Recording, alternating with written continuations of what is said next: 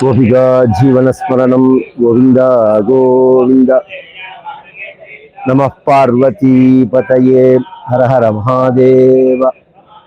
सद्गुरुनाथ महाराज की जय। आंजनेय मूर्ति की जय।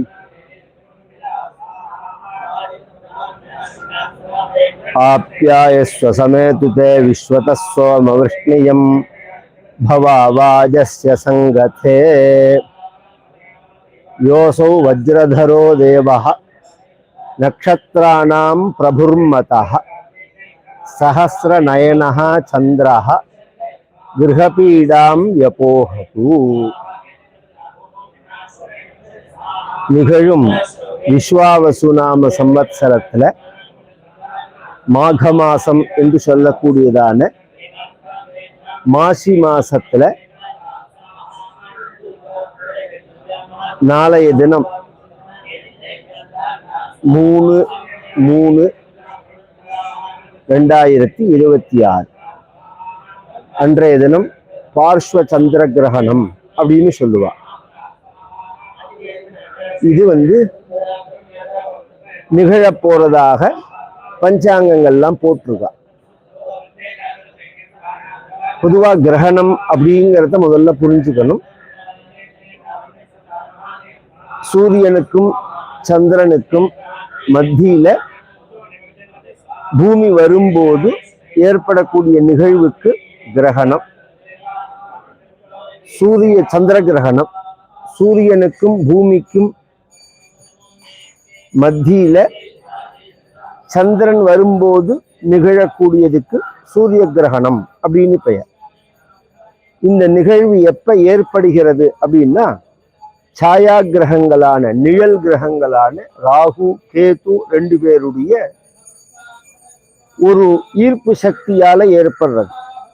இது ராகுவால ஏற்படுறதா கேத்துவால ஏற்படுறதா அப்படிங்கிறது அந்தந்த சமயத்திலேயே பஞ்சாங்கத்துல போடுவார்கள். ராகு அப்படிங்கிற அசுர கிரகம் பிடிக்கிறது, கேது அப்படிங்கிற அசுர கிரகம் பிடிக்கிறது, பாம்பின் வாயில சந்திரன் அப்படின்னா பழைய காலத்துல நமக்கு குழந்தைகளுக்கு புரியற மாதிரி சொல்றது. எடுத்த உடனே பெரிய விஞ்ஞானத்தை சின்ன குழந்தைகளுக்கு நாம புரிய வைக்க முடியாது. எதுவுமே முதல்ல புரிஞ்சுக்கிறதுக்கு ஒரு அறிவு வேணும். அந்த அறிவை வளர்த்துக்கணும். புரிஞ்சுக்கிறதுக்கு ஒரு வயசு வேணும். புரிஞ்சுக்கிறதுக்கு ஒரு ஆர்வம் வேணும். இதெல்லாம் இருந்தாதான் அந்த விஷயம் புரியும். இந்த புரிதல் தான் மனித குலத்தை உயர்த்துறது. ஸ்ருதம்மே கோபாயா என்று வேதம் சொல்றது. இந்த அறிவுனாலதான் பரிணாம வளர்ச்சின்னு நம்ம சாஸ்திரங்கள் சொல்றதே தவிர மற்ற உறுப்புகளை வச்சு பரிணாம வளர்ச்சின்னு சயின்ஸ்ல சொல்றாங்க. நாம அப்படி சொல்றதில்லை. அறிவுனாலதான் பரிணாம வளர்ச்சி. மனிதன் எல்லா உயிரினையும் காட்டிலும் எதனால உயர்ந்தவன் அப்படின்னா அறிவுனால உயர்ந்தவன். மனிதனா பிறந்தா மட்டும் போராது, மனிதன்லயே அறிவை வளர்த்துக்கிறதுக்குள்ளதான சாஸ்திரங்களை குருமுகமாக கற்று கேட்டு சிந்தித்து எவன் உயர்கிறானோ அவன் தான் உயர்ந்தவன். இது ஒரு அடிப்படை விஷயம். எத்தனையோ ஆயிரக்கணக்கான வருஷங்கள் முன்னாடி இதெல்லாம் நம் முனிவர்கள்லாம் மிகவும் அறிவாதிகளா ஞானிகளா விஞ்ஞானிகளா இருந்து நமக்கு எழுதி கொடுத்துட்டு போயிருக்கார்கள். இதெல்லாம் சத்தியம்னு இன்னைக்கு நிரூபணமாறுது. பொதுவா நிறைய பேர் அவரவர்களுக்கு தெரிந்த அளவு, அவரவர்களுக்கு புரிந்த அளவு, தோன்றின அளவு சில விஷயத்தை பேசுவார்கள். ஜோதிடம் உண்மையா பொய்யா, வேதம் உண்மையா பொய்யா, அறிவியலுக்கு இது ஒத்து வராது. அறிவியலுக்கு ஒத்து வராதுன்னு சொல்றதே முதல்ல தப்பு. அறிவியலே இன்னும் முடியலையே, அது இன்னும் கண்டுபிடிச்சுட்டே தானே இருக்கு. என்னைக்கோ ஒரு நாளைக்கு கண்டுபிடிக்கிறதே ஒத்து வந்தா அப்ப மட்டும் ஒத்து வருதுன்னு சொல்லுவோமா? சாஸ்திரங்கள் என்ன சொல்றதுங்கிறத நாம தெளிவா புரிஞ்சுக்கணும்னு நினைக்கிறோம். இந்த சாஸ்திரங்கள் உண்மைங்கிறதுக்கு ஒரு உதாரணம் பௌர்ணமாசை, அமாவாசை, கிரகணம். இந்த நிகழ்வுகள் எல்லாம் நாம் பஞ்சாங்கத்துல படிக்கிறத போடும்போது எழுதும்போது அந்தந்த தேதி அன்னைக்கு அந்தந்த நிகழ்வுகள் நடக்கிறது. இதை ஒரு டெலஸ்கோப் வச்சு பார்த்து கண்ணால பார்த்து மிஷினை வச்சுன்னு கனெக்ட் பண்ணலையே, வெறும் மேத்தமேட்டிக்ஸ் தான், கணக்கு தான். இந்த கணக்கை வச்சிருந்து சலனத்தை தீர்மானம் பண்ணி நம்ம சாஸ்திரம் சொன்னது தானே முதல்லயே இன்னி பெரிந்தும் எல்லாருமே அதைத்தானே ஃபாலோ பண்றார்கள். அதனால எல்லாருக்கும் முன்னோடி நம்ம பாரத தேசம்தான், நம்ம வைதீகமான சனாதன மதம் தான். இந்த நம்பிக்கையை முதல்ல எல்லாரும் ஏற்படுத்திக்கணும். குழந்தைகளுக்கும் இந்த நம்பிக்கையை ஏற்படுத்தணும். மேல விஷயத்துக்கு வர, சந்திர கிரகணம் அப்படிங்கிறது பூமி மத்தியில வரதுனால அப்படின்னு சொன்னா, இது ஏன் வரது? எப்பயாவது தானே வரது. இது ராகு கேதுங்கிற அந்த 2 சாயா கிரகத்தினுடைய கிராஸ் கட்ல வரத்தே வரும். அதெல்லாம் கொஞ்சம் நீங்க படிச்சு எல்லாம் புரியும். இந்த கிரகண சமயத்துல நமக்கு இது இன்னும் நீ சொல்லிடுறேன் புரியறதுக்கு. ஒரு காமெடியோ சம்திங் எதுலையோ நான் பார்த்தேன். எந்த அளவுக்கு நம்ம புரியாம பேசுறோம். ஒரு பேயை விரட்டுறதுக்காக இன்னைக்கு சிவராத்திரி, இன்னைக்கு மகா பிரதோஷம், இன்னைக்கு சூரிய கிரகணம் அப்படின்னு 3 சேர்ந்த நாள் அப்படின்னு இன்னைய தினம் பேய் ஓட்டினாதான் ஓட்ட முடியும்னு ஒரு சாமியார் சொல்றாருன்னு வச்சுக்கோ. ரொம்ப முட்டாள்தனமான வார்த்தை.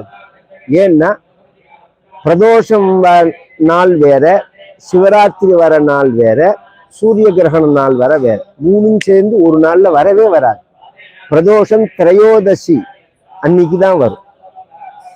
சிவராத்திரி அமாவாசைக்கு முதல் நாள் தான் வரும். சூரிய கிரகணம்ங்கிறது அமாவாசை அன்னைக்கு தான் வரும். இந்த கிரகணமும் சூரிய கிரகணமோ சந்திர கிரகணமோ ரெண்டுமே அமாவாசை பௌர்ணமாசை எப்ப முடியறதோ அப்பதான் வரும். பிடிக்கிறதே அமாவாசையில பிடிக்கும், பௌர்ணமியில பிடிக்கும். விடும்போது பிரதம திதியில விடும். இது நாம அடிப்படையா தெரிஞ்சுக்கணும். பிரதமையில தான் விடும். இது அடிப்படை.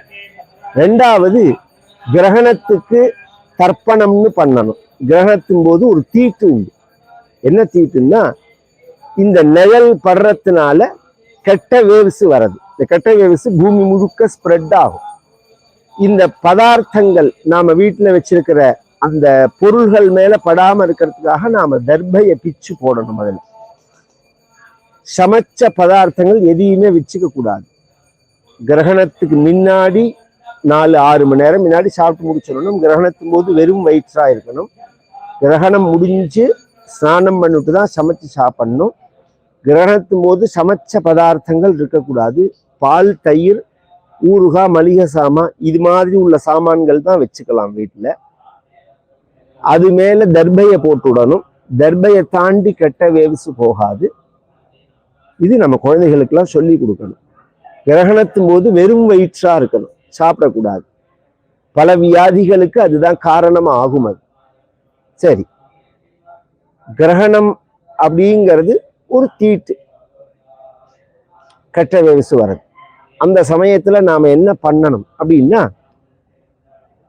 கிரகணத்தின் போது ஸ்நானம் பண்ணிட்டு நல்ல மந்திரங்கள், ஸ்தோத்திரங்கள் இதெல்லாம் ஜெபம் பண்ணணும். நீங்க கவனிச்சா கோவில்லாம் மூடி இருப்பாங்க, கோவில்லாம் திறக்க மாட்டா. அதனால நம்ம வீட்டுல தான் இதெல்லாம் பண்ணணும். வீட்லயும் சுவாமி எல்லாம் தொடக்கூடாது, பூஜை அறையில தொடக்கூடாது, பூஜை ரூமுக்குள்ளேயும் போகக்கூடாது. நாம ஏதாவது ஒரு ஹால் இந்த மாதிரி இடத்துல உட்கார்ந்துருந்தா குளிச்சுட்டு ஸ்தோத்திரங்கள் தெரிஞ்சா ஸ்தோத்திரங்கள் சொல்லலாம். விஷ்ணு சாஸ்திரநாமம் சொல்லலாம், லலிதா சாஸ்திரநாமம் சொல்லலாம், சிவசாஸ்திரநாமம் சொல்லலாம், கந்தசஷ்டி கவச்சம் சொல்லலாம். நீ என்னென்ன தெரியுமோ அதை சொல்லலாம். மந்திர உபதேசம் ஆகிருந்தா பஞ்சாட்சரம், அஷ்டாட்சரம், காயத்ரி இதெல்லாம் பண்ணலாம். கிரகணத்தோட அளவு கூட இருந்தா. நாளைக்கு வர இந்த கிரகணத்தோட அளவு கூட கிடையாது. மத்தியானம் 3 மணிக்கே பிடிக்கிறது அப்படின்னு பஞ்சாங்கத்துல போட்டிருப்பா. அது நமக்கு புரியறதுக்காக போட்டா அது போட வேண்டிய அவசியமே கிடையாது. ஏன்னா மத்தியானம் 3 மணிக்கு நமக்கு சந்திரன் கிடையாது, நமக்கு பகல். நமக்கு எப்ப பொதுவாகவே கிரகணம் நம்ம கண்ணுக்கு தெரிஞ்சாதான் நம்ம தேசத்துக்கு அது ஃபிட் ஆகும். வருஷம் முழுக்க கிரகணம் நடக்கும். நம்ம கண்ணுக்கு பாரத தேசத்துல எது தெரிகிறதோ அதை தான் நாம அனுஷ்டானத்துல வச்சுக்க முடியும். நாளைக்கு வர கிரகணம் 3 மணிக்கு பிடிச்சாலும் சந்திரத்தினுடைய உதயம் எக்ஸாக்டா கரெக்டா இந்தியன் ஸ்டாண்டர்ட் மணிப்படி ஈஸ்ட்ல எப்ப ஆரம்பிக்கிறதுன்னா 6:22க்கு ஆரம்பிக்கிறது. எப்ப கிரகணம் விடுறது, சந்திர உதயம் 6:22. எப்ப கிரகணம் விடுறது அப்படின்னா 6:47க்கு விடுறது. ஆனா சந்திர உதயத்தை ஈஸ்ட்ல இருந்து ஆரம்பிச்சு வெஸ்ட் பர்யந்தம் உள்ள சிட்டிகளோட அக்ஷரேகையை அனுசரிச்சுன்னு வந்தா 22, 25, 30. இப்ப உதாரணம் கோயம்புத்தூர்ல இருக்கேன். நான் ஒரு ப்ரோக்ராம்காக கோயம்புத்தூர்ல எத்தனை மணிக்கு சந்திர உதயம்னா 6:35க்கு தான் உதயம். அப்ப 6:35க்கு தான் கிரகணம் ஆரம்பம். 6:47க்கு கிரகணம் முடியாது. இந்த 13 நிமிஷத்துக்குள்ள என்ன பண்ண முடியும் அப்படின்னா இந்த 6:35க்கு முன்னாடி ஸ்நானம் பண்ணிவிடணும். ஸ்நானம் பண்ணிட்டு, ஏன்னா நீங்க அந்த டைம் ரொம்ப குறைச்சலா இருக்கு. கிரகணம் பிடிச்சதுக்கு அப்புறம் ஸ்நானம் பண்ணிட்டு வந்து நீங்க தர்ப்பணங்கள் அவசியம் பண்ணணும். ஜபங்கள்லாம் பொதுவா எல்லாரும் பண்றது, தர்ப்பணம்னு முன்னோர்களுக்கு பண்றது இருக்கு பாருங்க, அது ரொம்ப அவசியம். அது எந்த அளவு இம்பார்ட்டன்ட்னு சொல்றேன். ஒரு அமாவாசை, ஒரு திதி, அப்பாவோட திதி, அம்மாவோட திதி, நாம் செய்ய வேண்டிய நாள்ல நமக்கு ஒரு இறப்பு தீட்டோ அல்லது ஒரு பிறப்பு தீட்டோ வந்துருக்குன்னா அந்த காரியங்கள் செய்யக்கூடாது. அமாவாசை செய்யக்கூடாது, அப்பாவோட திதி செய்யக்கூடாது, அம்மாவோட திதி செய்யக்கூடாது. அந்த தீட்டு முடிஞ்சதுக்கு அப்புறம் தான் செய்யணும். கிரகணத்துல அப்படி கிடையாது. கிரகணத்துல அப்பா ஏற்கனவே காலமாயிட்டார், அப்பா காலமானாதான் தர்ப்பணம்ங்கிறது வரும். அம்மா கிரகணத்தன்னைக்கு காலமாயிட்டா, நமக்கு தர்ப்பணம் உண்டானால் அம்மாவோட பிரேதம் சரீரத்தை வச்சுட்டு நாம குளிச்சுட்டு வந்து தர்ப்பணம் பண்ணிட்டு தான் மேல பிரேத காரியமே பண்ணணும். இந்த அளவுக்கு கிரகணத்துக்கு முக்கியத்துவம். எக்காரணம் கொண்டும் கிரகண தர்ப்பணம் விடவே விடாது, செய்யாம இருக்கவே கூடாது. சில பேர் கார்த்தால செஞ்சுக்கலாம்பார்கள். கார்த்தால செய்யறதெல்லாம் பலனே கிடையாது. இந்த கிரகண சமயத்துல தான் செய்யணும். பூர்ண கிரகணமா இருந்ததுன்னா கிரகணத்துடைய மத்தியத்துக்கு அப்புறம் செய்யணும். இப்படிலாம் சாஸ்திரம் இருக்கு. நாளைக்கு இருக்கிறது அப்படிங்கிறது ஒரு 22 நிமிஷம் அல்லது 25 நிமிஷம் தான் இருக்கும். பொதுவா ஊரை பொறுத்து மாறும். அது 20 நிமிஷமா மாறும், 15 நிமிஷமா மாறும். இப்ப நான் சொல்ற கோயம்புத்தூருக்கு 13 நிமிஷம் தான் இருக்கு. இந்த 13 நிமிஷத்துக்குள்ள தர்ப்பணம் பண்ணிட்டு முடிஞ்ச உடனே ஸ்நானம் பண்ணணும். எல்லாரும் மனசுல வாங்கிக்கணும், கிரகண ஸ்நானம் பண்ணினாதான் சுத்தியே. நீங்க கிரகணம் விட்டதுக்கு அப்புறம் நான் கார்த்தால குளிச்சுக்கிறேன்னா அந்த தீட்டு அந்த வருஷம் முழுக்க இருக்கு, உங்களுக்கு சுத்தியே கிடையாது. எந்த நல்ல காரியம் பண்ணினாலும் அதுக்கு பலன் குறைஞ்சு விடும். கிரகணம் பிடிச்ச ஸ்நானத்தை விட கிரகணம் விட்ட ஸ்நானம் ரொம்ப முக்கியம். கிரகணம் விட்ட ஸ்நானம் அவசியம் பண்ணணும். பண்ணி முடிச்சுட்டு மேல சமையல் பண்ணி சாப்பிடணும். இதுல எந்த நட்சத்திரத்துல கிரகணம் பிடிக்கிறதுனா பூரம் அப்படிங்கிற நட்சத்திரத்துல பிடிக்கிறது. அப்ப பரணி, பூரம், பூராடம், இந்த 3 நட்சத்திரம். இந்த 3 பேர் நட்சத்திரம் மட்டும் இல்ல, மகம், பூரம், உத்தரம்.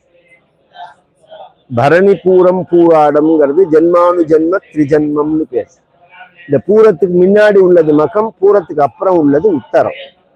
அப்ப என்ன ஆகும்னா 5 நட்சத்திரம். இந்த 5 நட்சத்திரத்துக்காரர்களும் கிரகண சாந்தி செஞ்சுக்கணும். கிரகணம் விட்டப்புறம் செஞ்சுக்கலாம்.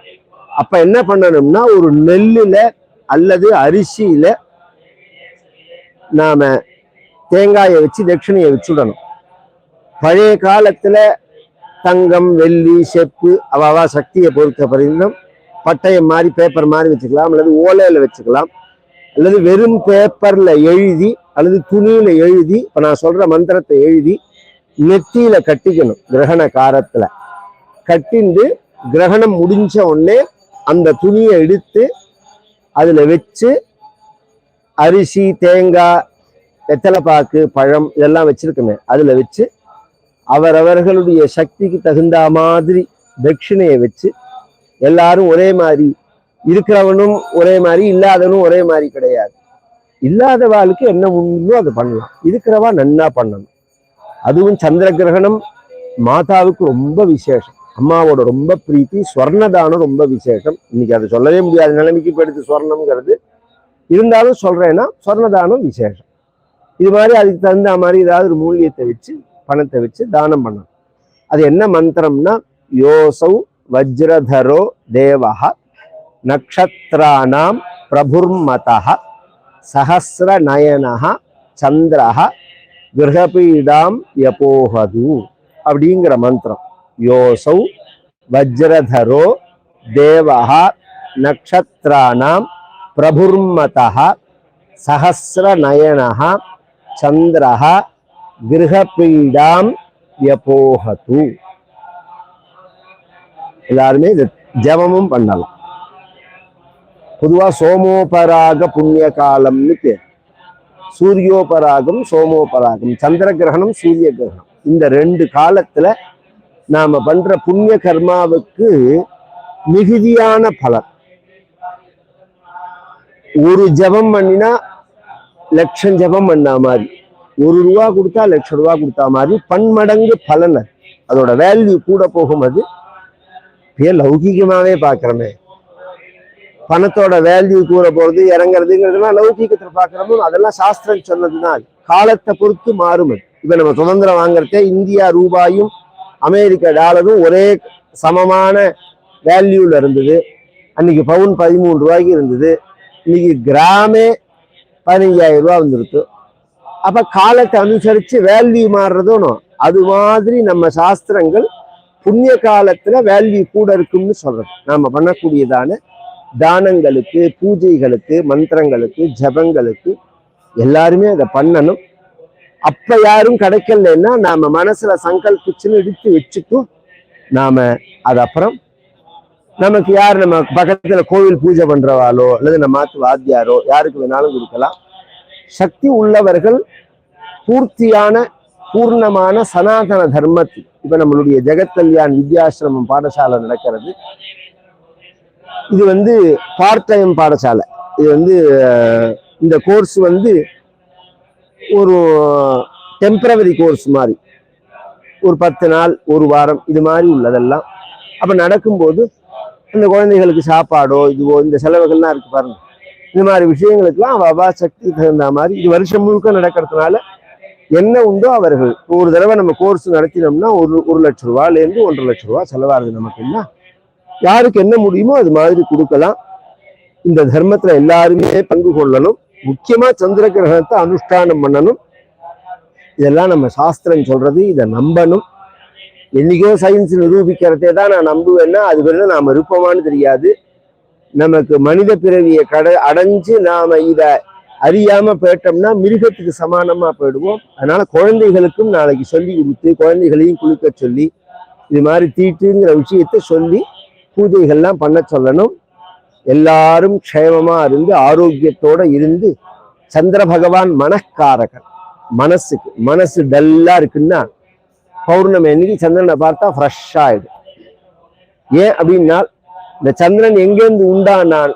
சந்திரமா மனசோ ஜாதா சக்ஷோ சூர்யோ அஜாயத முகாதிந்திரஷ்சாக்னிஷ்ச பிராணாத்வாயுரஜாயத அப்படின்னு விராட் புருஷனை பத்தி வர்ணிக்கும் போது சர்வேஸ்வரனான பகவானுடைய ஹிருதயத்திலேருந்து மனசுலேருந்து சந்திரன் உண்டானான் அப்படின்னு சொல்றது. மனசுலேருந்து உண்டான சந்திரன் தான் நம்ம மனசுக்கும் காரகத்துவனா இருக்கான். அப்படிங்கிறத மனசு டல்லாச்சுன்னா சந்திரனை பூஜை பண்ணா ஃப்ரெஷ் ஆயிடும். மனசு அம்பாலை பூஜை பண்ணா ஃப்ரெஷ் ஆயிடும். பைத்தியம் தெளியும், ஹிஸ்டீரியா தெளியும், ஸ்ட்ரெஸ் குறையும், நர்வஸ் ப்ராப்ளம் மாறும். எல்லாமே இந்த சந்திரனால தான் ஏற்படுறது. அதெல்லாம் சரியாகும். சுமங்கலி சாபம், மாத்திரு சாபம், அம்பாளுடைய சாபம் இதெல்லாமும் போகும் சந்திரனை பூஜை பண்ணினா. எல்லாரும் அந்த சந்திரனுடைய பரிபூர்ண அருளை அடைஞ்சு ஆனந்தமான சந்தோஷமான ஒரு வாழ்க்கைய அடையணும்னு பிரார்த்திச்சுக்கிறோம். நம பார்வதி பதயே. ஹர ஹர மகாதேவ்.